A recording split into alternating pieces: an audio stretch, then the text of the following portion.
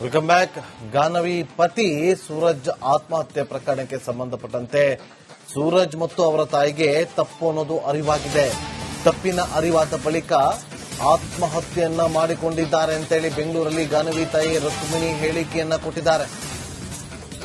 ಇವತ್ತು ಗಾನವಿ ಪತಿಯ ಕುಟುಂಬಸ್ಥರು ಆರೋಪ ಮಾಡ್ತಿದಾರಲ್ಲ, ನನ್ನ ಮಗಳು ಪ್ರೀತಿ ಮಾಡ್ತಿದ್ದು ಅಂತೇಳಿ, ಅಫೇರ್ ಇತ್ತು ಅಂತೇಳಿ. ಅದೆಲ್ಲವೂ ಕೂಡ ಸುಳ್ಳು.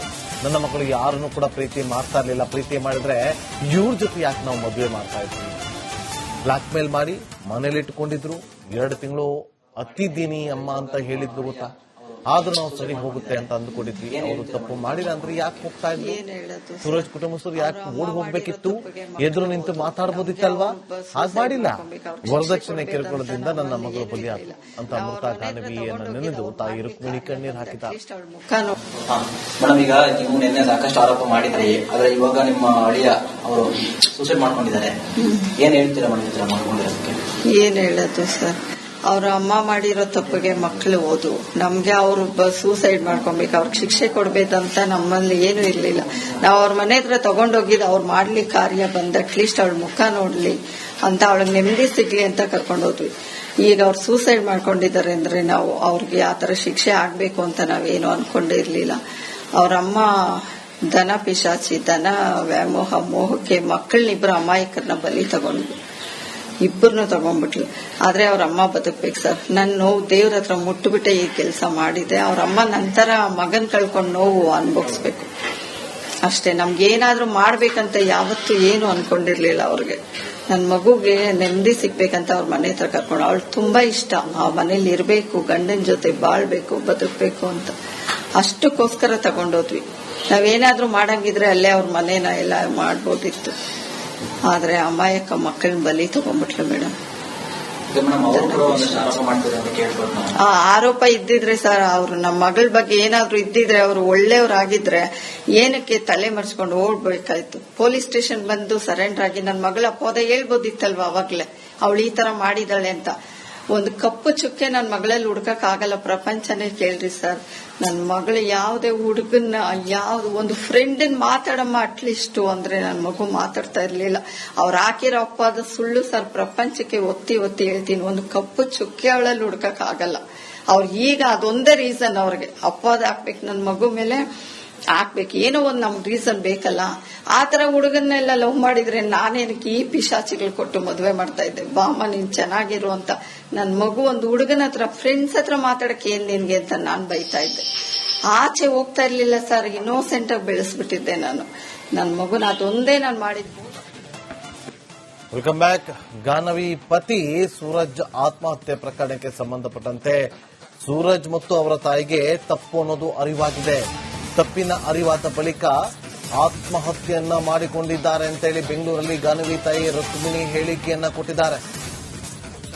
ಇವತ್ತು ಗಾನವಿ ಪತಿಯ ಕುಟುಂಬಸ್ಥರು ಆರೋಪ ಮಾಡ್ತಿದಾರಲ್ಲ, ನನ್ನ ಮಗಳು ಪ್ರೀತಿ ಮಾಡ್ತಿದ್ದು ಅಂತೇಳಿ, ಅಫೇರ್ ಇತ್ತು ಅಂತೇಳಿ. ಅದೆಲ್ಲವೂ ಕೂಡ ಸುಳ್ಳು. ನನ್ನ ಮಗಳು ಯಾರನ್ನೂ ಕೂಡ ಪ್ರೀತಿ ಮಾಡ್ತಾ ಇರಲಿಲ್ಲ. ಪ್ರೀತಿ ಮಾಡಿದ್ರೆ ಇವ್ರ ಜೊತೆ ಯಾಕೆ ನಾವು ಮದುವೆ ಮಾಡ್ತಾ ಇದ್ವಿ? ಬ್ಲಾಕ್ ಮೇಲ್ ಮಾಡಿ ಮನೇಲಿ ಇಟ್ಕೊಂಡಿದ್ರು. 2 ತಿಂಗಳು ಅತ್ತಿದ್ದೀನಿ ಅಮ್ಮ ಅಂತ ಹೇಳಿದ್ರು ಗೊತ್ತಾ. ಆದ್ರೂ ನಾವು ಸರಿ ಹೋಗುತ್ತೆ ಅಂತ ಅಂದ್ಕೊಂಡಿದ್ವಿ. ಅವರು ತಪ್ಪು ಮಾಡಿಲ್ಲ ಅಂದ್ರೆ ಯಾಕೆ ಹೋಗ್ತಾ ಇದ್ರು? ಸೂರಜ್ ಕುಟುಂಬಸ್ಥರು ಯಾಕೆ ಓಡಿ ಹೋಗ್ಬೇಕಿತ್ತು? ಎದುರು ನಿಂತು ಮಾತಾಡ್ಬೋದಿತ್ತಲ್ವಾ?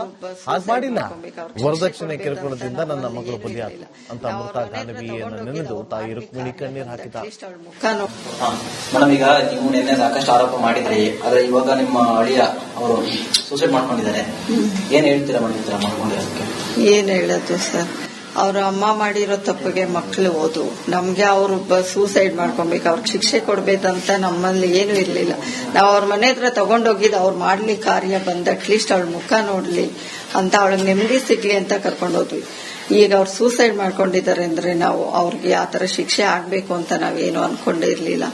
ಅವ್ರಮ್ಮ ದನ ಪಿಶಾಚಿ, ದನ ವ್ಯಾಮೋಹ ಮೋಹಕ್ಕೆ ಮಕ್ಕಳನ್ನಿಬ್ರು ಅಮಾಯಕರನ್ನ ಬಲಿ ತಗೊಂಡ್ರು. ಇಬ್ಬರನ್ನು ತಗೊಂಡ್ಬಿಟ್ಲು.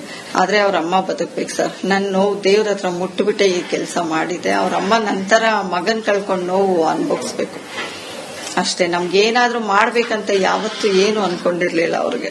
ನನ್ ಮಗುಗೆ ನೆಮ್ಮದಿ ಸಿಗ್ಬೇಕಂತ ಅವ್ರ ಮನೆ ಹತ್ರ ಕರ್ಕೊಂಡು, ಅವಳು ತುಂಬಾ ಇಷ್ಟ ಆ ಮನೇಲಿ ಇರ್ಬೇಕು, ಗಂಡನ ಜೊತೆ ಬಾಳ್ಬೇಕು, ಬದುಕ್ಬೇಕು ಅಂತ. ಅಷ್ಟಕ್ಕೋಸ್ಕರ ತಗೊಂಡೋದ್ವಿ. ನಾವೇನಾದ್ರೂ ಮಾಡಂಗಿದ್ರೆ ಅಲ್ಲೇ ಅವ್ರ ಮನೇನ ಎಲ್ಲ ಮಾಡ್ಬೋದಿತ್ತು. ಆದ್ರೆ ಅಮಾಯಕ ಮಕ್ಕಳನ್ನ ಬಲಿ ತಗೊಂಡ್ಬಿಟ್ಲು ಮೇಡಮ್. ಆ ಆರೋಪ ಇದ್ದಿದ್ರೆ ಸರ್, ಅವ್ರು ನಮ್ಮ ಮಗಳ ಬಗ್ಗೆ ಏನಾದ್ರು ಇದ್ದಿದ್ರೆ, ಅವ್ರು ಒಳ್ಳೆಯವ್ರಾಗಿದ್ರೆ ಏನಕ್ಕೆ ತಲೆ ಮರೆಸ್ಕೊಂಡು ಓಡ್ಬೇಕಾಯ್ತು? ಪೊಲೀಸ್ ಸ್ಟೇಷನ್ ಬಂದು ಸರೆಂಡರ್ ಆಗಿ ನನ್ನ ಮಗಳ ಅಪವಾದ ಹೇಳ್ಬೋದಿತ್ತಲ್ವಾ ಅವಾಗ್ಲೇ, ಅವಳು ಈ ತರ ಮಾಡಿದಾಳೆ ಅಂತ. ಒಂದು ಕಪ್ಪು ಚುಕ್ಕೆ ನನ್ನ ಮಗಳಲ್ಲಿ ಹುಡ್ಕಕ್ ಆಗಲ್ಲ, ಪ್ರಪಂಚನೇ ಕೇಳ್ರಿ ಸರ್. ನನ್ನ ಮಗಳು ಯಾವುದೇ ಹುಡುಗನ್ನ ಯಾವ್ದು ಒಂದು ಫ್ರೆಂಡನ್ ಮಾತಾಡಮ್ಮ ಅಟ್ಲೀಸ್ಟ್ ಅಂದ್ರೆ ನನ್ನ ಮಗು ಮಾತಾಡ್ತಾ ಇರ್ಲಿಲ್ಲ.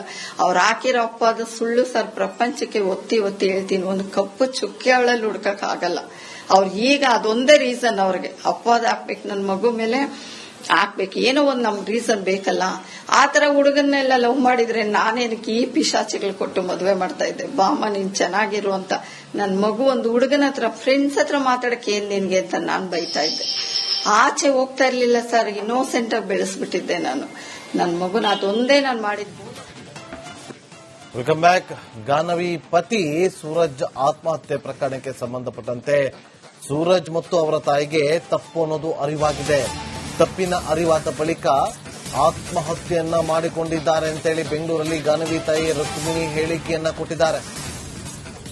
ಇವತ್ತು ಗಾನವಿ ಪತಿಯ ಕುಟುಂಬಸ್ಥರು ಆರೋಪ ಮಾಡ್ತಿದಾರಲ್ಲ, ನನ್ನ ಮಗಳು ಪ್ರೀತಿ ಮಾಡ್ತಿದ್ದು ಅಂತೇಳಿ, ಅಫೇರ್ ಇತ್ತು ಅಂತೇಳಿ, ಅದೆಲ್ಲವೂ ಕೂಡ ಸುಳ್ಳು.